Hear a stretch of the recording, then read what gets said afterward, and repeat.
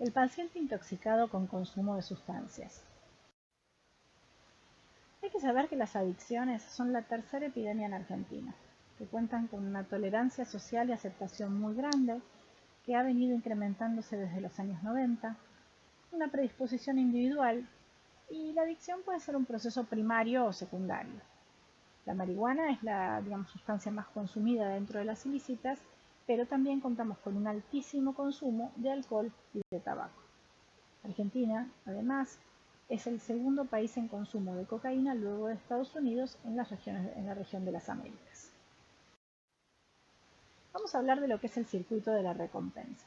El circuito de la recompensa es un circuito muy arcaico en los mamíferos que da la capacidad, de planificar las actividades y tener responsabilidad, nos da la capacidad de saber cuánto esfuerzo vamos a poner en relación a un placer y nos da la lectura del mundo, leer caras, rostros y situaciones y manejarnos o contestar de la manera adecuada y no de manera impulsiva o violenta.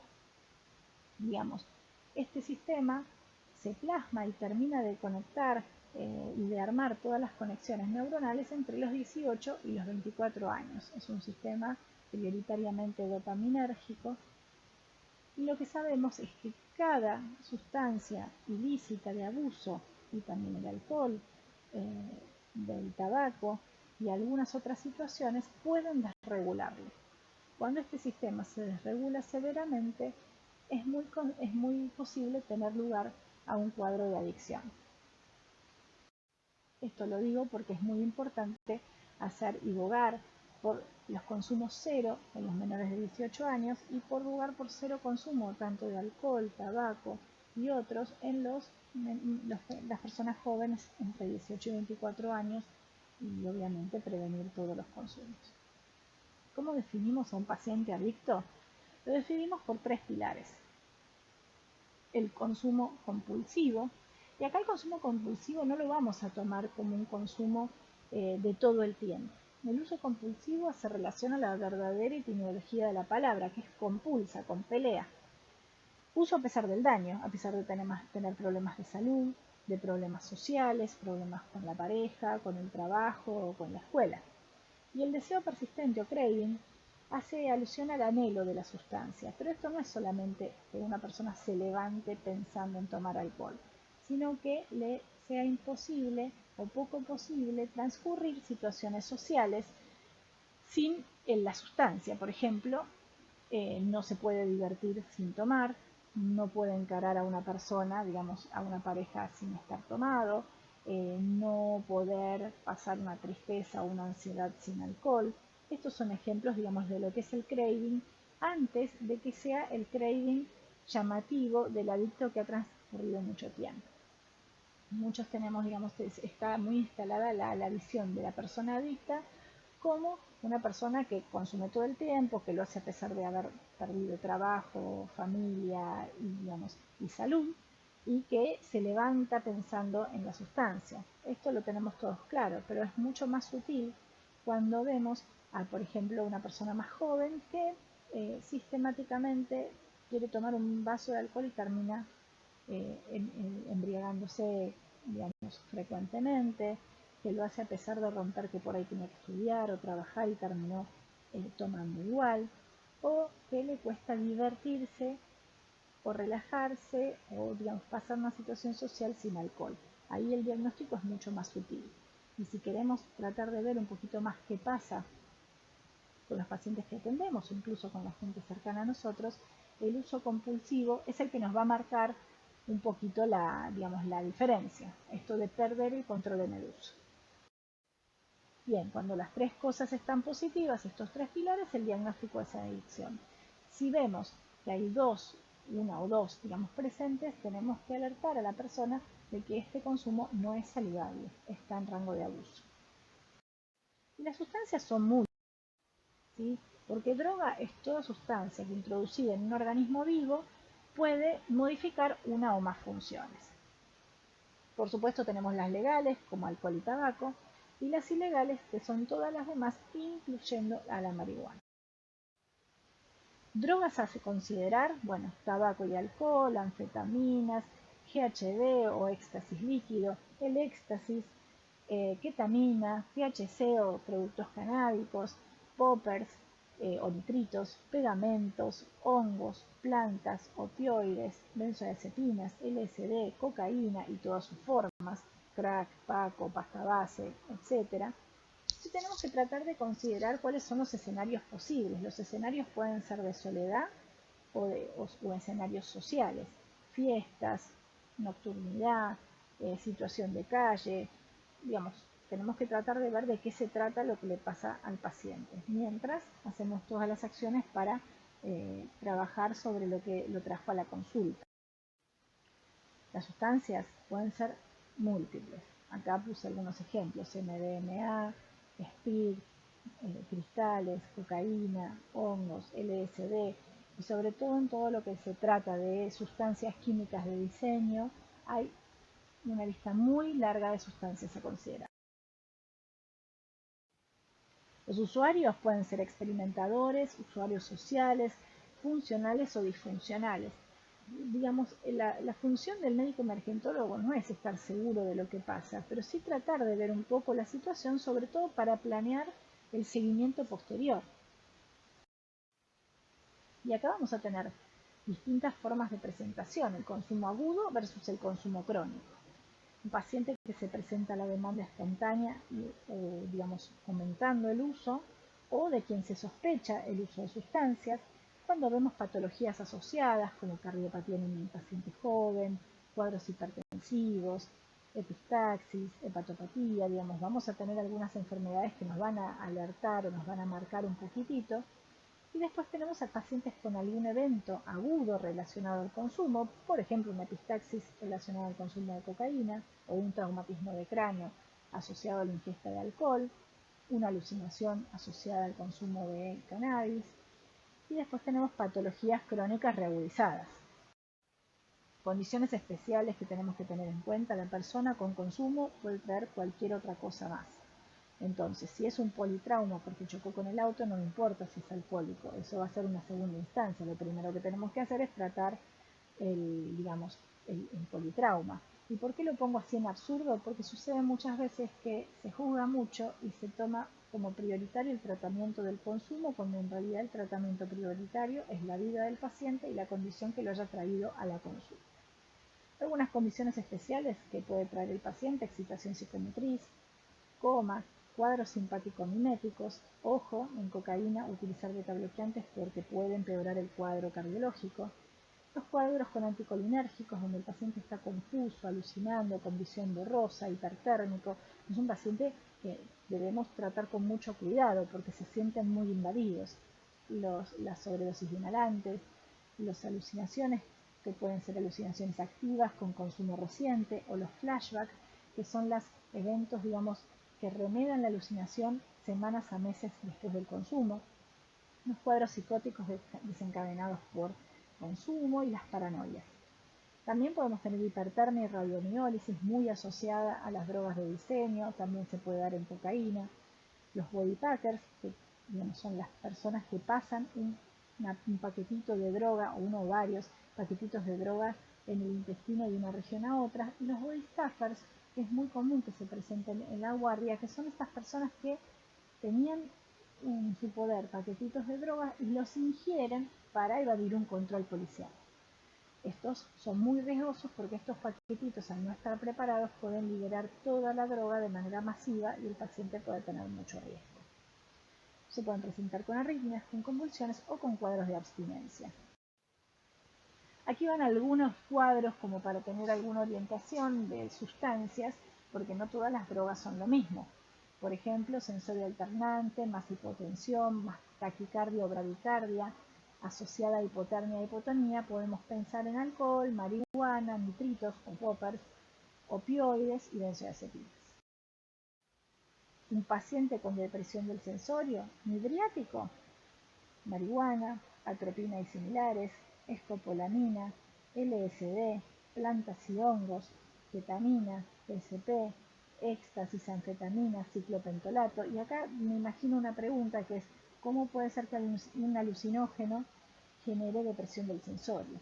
Los pacientes vienen en distintos estadios y las plantas y hongos pueden durar muchas horas, incluso algunos días, en revertir los efectos. Entonces, cuando el paciente se depleta de neurotransmisores, va a caer en un letargo con mucha depresión del sensorio.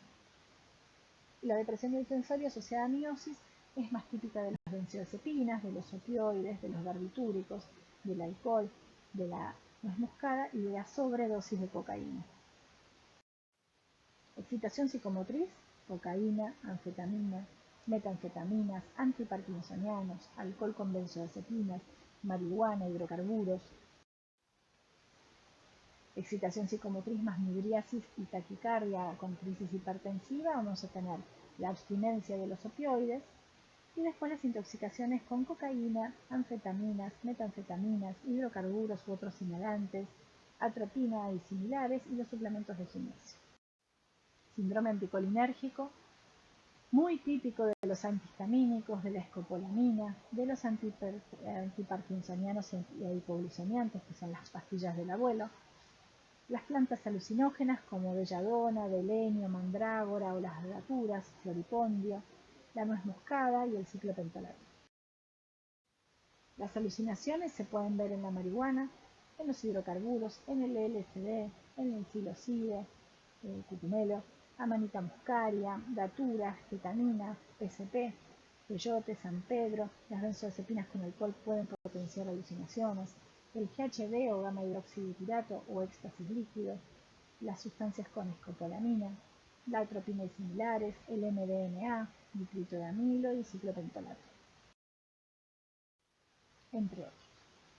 Vamos a hablar unos minutos de la intoxicación por alcohol. Habíamos dicho en la clase pasada que se ve en fases. La primera fase, y acá lo voy a poner en el absurdo, donde la gente se siente más desinhibida, con ganas de hablar, que se siente que puede hablar mejor, aunque no sea así cuando uno lo ve. Y la segunda fase, donde empiezan los papelones, donde el paciente se tambalea, donde está táxico, donde tiene algunos problemas de incoordinación motora y donde empiezan los cuadros gastrointestinales. La tercera fase es donde empeora el tono, el tono muscular, puede haber aspiración, cefalea, mareos, deshidratación y puede sobrevenir el coma.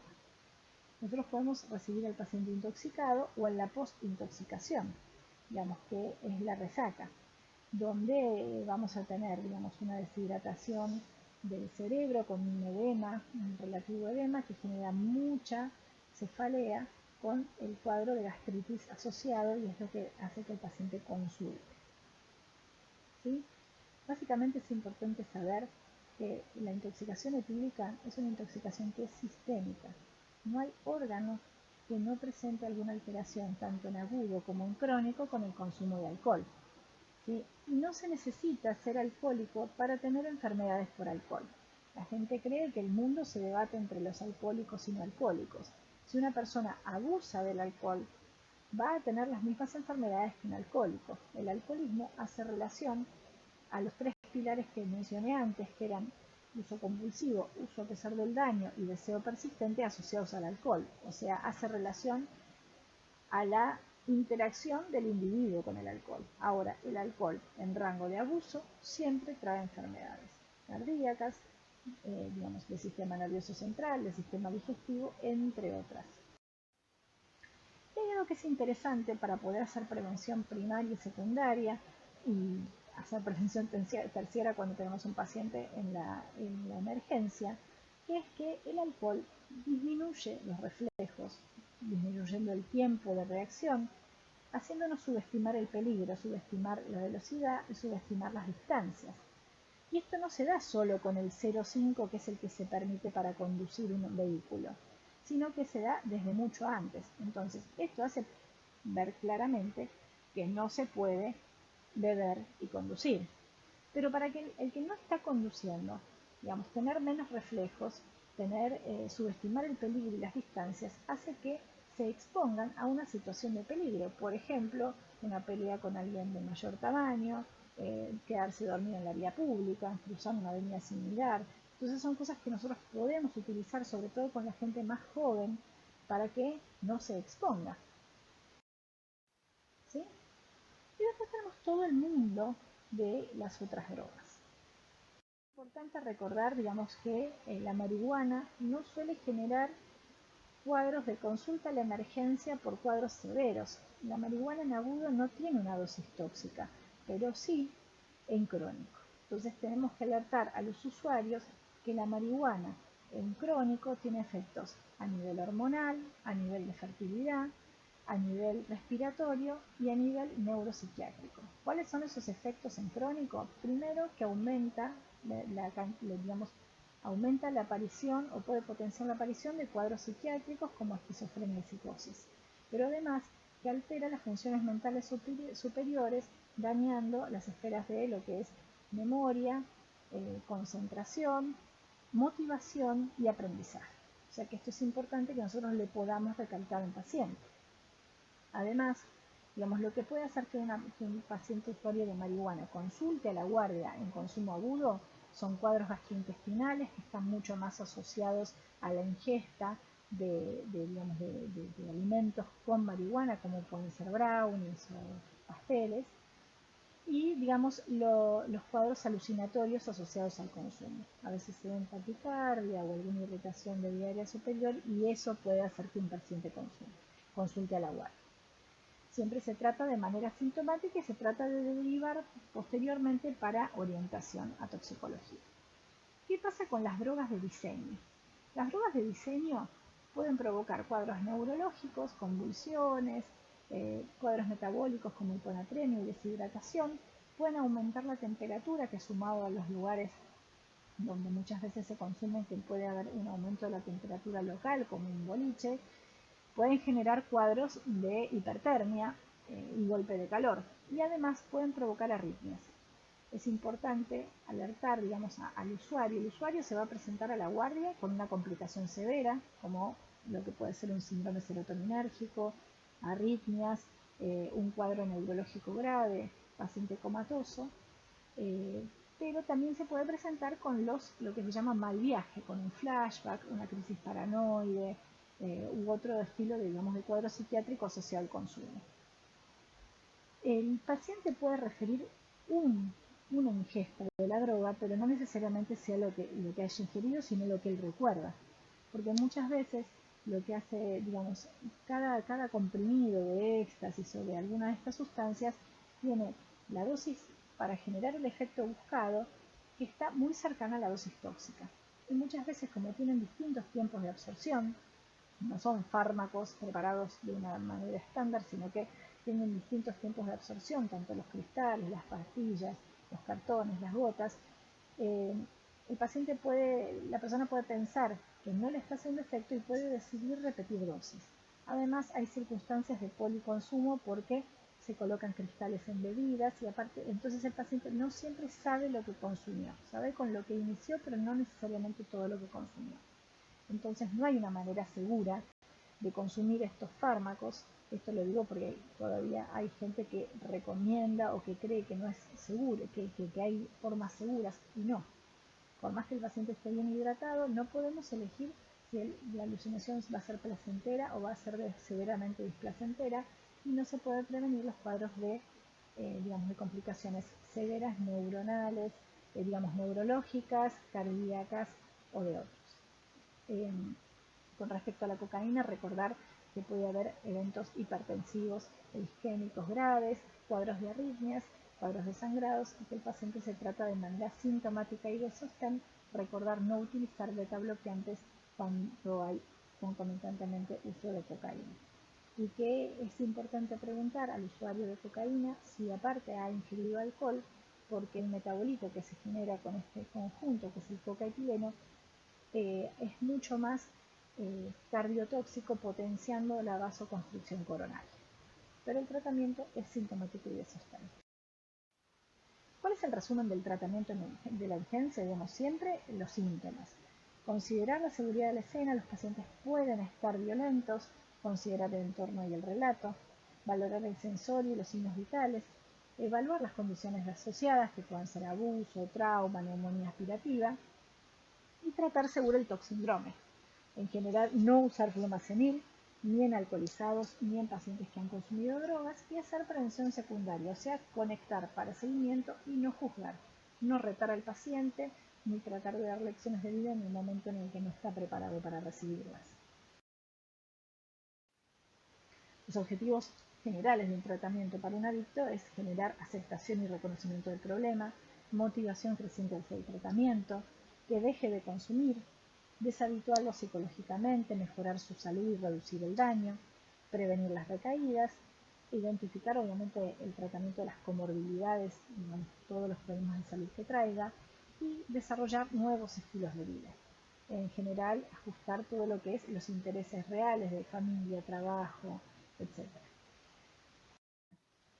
Siempre abordarlo cuidadosamente, no volverse parte de la alucinación y no acercarse de manera intempestiva porque podemos provocar reacciones impulsivas y violentas. Siempre tener un alto índice de sospecha y mantener vivo al paciente, no arriesgarlo, no decontaminar por decontaminar y no usar antídotos por usar. Y siempre consultar al toxicólogo para manejo y seguimiento posterior. Muchas gracias.